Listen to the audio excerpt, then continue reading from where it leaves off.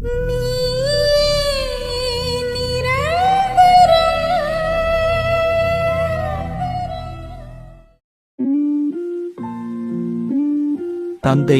மகன், தூய ஆவியாரின் பெயராலே ஆமென்.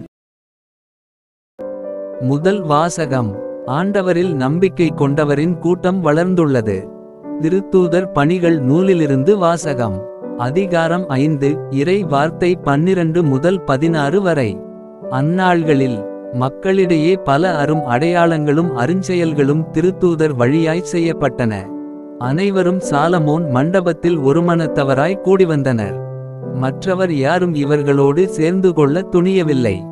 ஆயினும் மக்கள் இவர்களைப் பற்றி பெருமையாக பேசினர். ஆண்டவரிடம் நம்பிக்கை கொண்ட திரளான ஆண்களும் பெண்களும் இவர்களோடு சேர்க்கப்பட்டார்கள். பேதுரு நடந்து செல்லும் போது அவர் நிழல் சிலர் மேலாவது படுமாறு மக்கள் உடல் நலமற்றோரை கட்டில்களிலும் படுக்கைகளிலும் கிடத்திச் சுமந்து கொண்டு வந்து வீதிகளில் வைத்தார்கள். எருசலேமைச் சுற்றியிருந்த நகரங்களிலிருந்து மக்கள் உடல் நலமற்றோரையும் தீய ஆவிகளால் இன்னலுற்றோரையும் சுமந்து கொண்டு திரளாக கூடிவந்தார்கள்.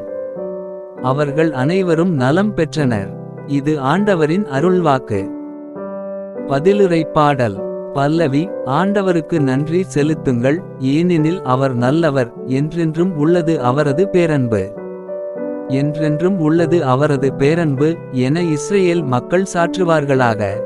என்றென்றும் உள்ளது அவரது பேரன்பு என ஆரோனின் குடும்பத்தார் சாற்றுவார்களாக.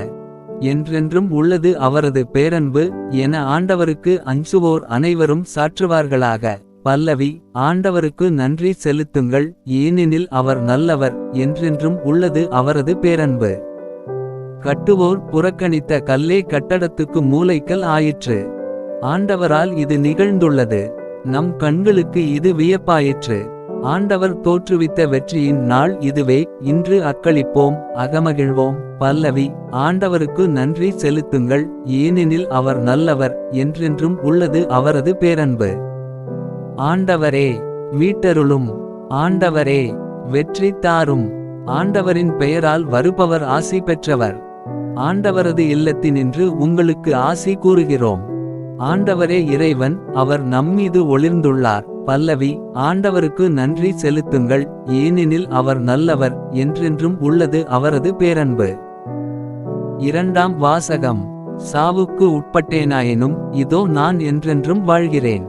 திருத்தூதர் யோவான் எழுதிய திருவெளிப்பாட்டிலிருந்து வாசகம். அதிகாரம் 1. இறை வார்த்தை 9 முதல் 11 வரை, 12 முதல் 13 வரை மற்றும் 17 முதல் 19 வரை. உங்கள் சகோதரனும் இயேசுவோடு இணைந்த நிலையில் உங்கள் வேதனையிலும் ஆட்சியுரிமையிலும் மனவுறுதியிலும் பங்கு கொள்பவனுமான யோவான் என்னும் நான் கடவுளின் வாக்கை அறிவித்து இயேசுவுக்குச் சான்று பகர்ந்ததால் பத்மு தீவுக்கு வர நேர்ந்தது. ஒரு ஞாயிற்றுக்கிழமையன்று தூய ஆவி என்னை ஆட்கொள்ளவே எனக்கு பின்னால் பெரும் குரல் ஒன்று எக்காளம் போல முழங்க கேட்டேன். நீ காண்பதை ஒரு சுருளேட்டில் எழுதி 7 இடங்களிலும் உள்ள திருச்சபைகளுக்கு அதை அனுப்பி வை என்று அக்குரல் கூறியது. என்னோடு பேசியவர் யார் என்று பார்க்க திரும்பினேன். அப்பொழுது 7 பொன் விளக்கு தண்டுகளை கண்டேன்.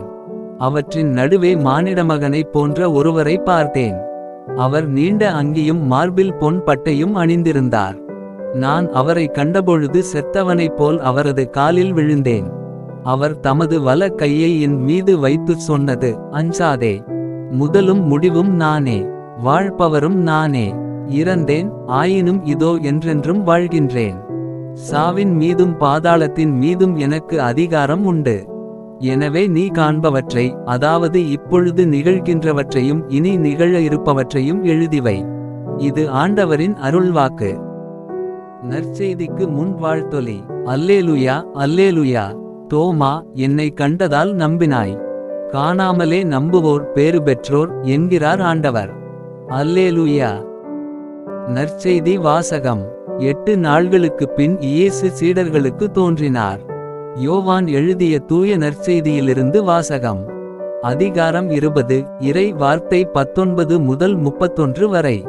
அன்று வாரத்தின் முதல் நாள். அது மாலை வேளை. யூதர்களுக்கு அஞ்சிச் சீடர்கள் தாங்கள் இருந்த இடத்தின் கதவுகளை மூடி வைத்திருந்தார்கள். அப்போது இயேசு அங்கு வந்து அவர்கள் நடுவில் நின்று, உங்களுக்கு அமைதி உரித்தாகுக என்று வாழ்த்தினார். இவ்வாறு சொல்லியபின் அவர் தம் கைகளையும் விலாவையும் அவர்களிடம் காட்டினார். ஆண்டவரை கண்டதால் சீடர்கள் மகிழ்ச்சி கொண்டார்கள். இயேசு மீண்டும் அவர்களை நோக்கி, உங்களுக்கு அமைதி உரித்தாகுக.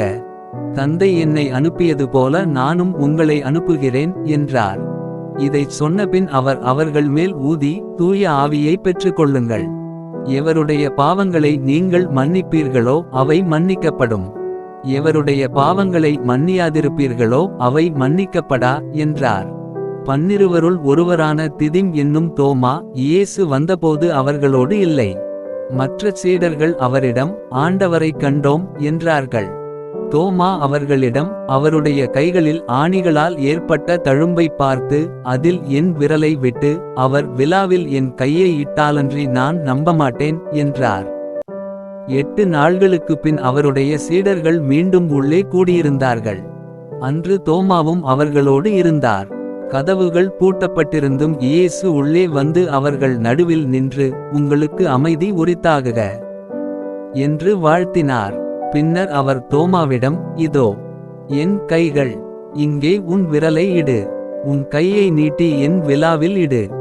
ஐயம் தவிர்த்து நம்பிக்கை கொள் என்றார். தோமா அவரை பார்த்து, நீரே என் ஆண்டவர், நீரே என் கடவுள் என்றார். இயேசு அவரிடம், நீ என்னை கண்டதால் நம்பினாய். காணாமலே நம்புவோர் பேறு பெற்றோர் என்றார். வேறு பல அரும் அடையாளங்களையும் இயேசு தம் சீடர்கள் முன்னிலையில் செய்தார். அவையெல்லாம் இந்நூலில் எழுதப்படவில்லை. இயேசுவே இறைமகனாகிய மெசியா என நீங்கள் நம்புவதற்காகவும் நம்பி அவர் பெயரால் வாழ்வு பெறுவதற்காகவுமே இந்நூலில் உள்ளவை எழுதப்பெற்றுள்ளன.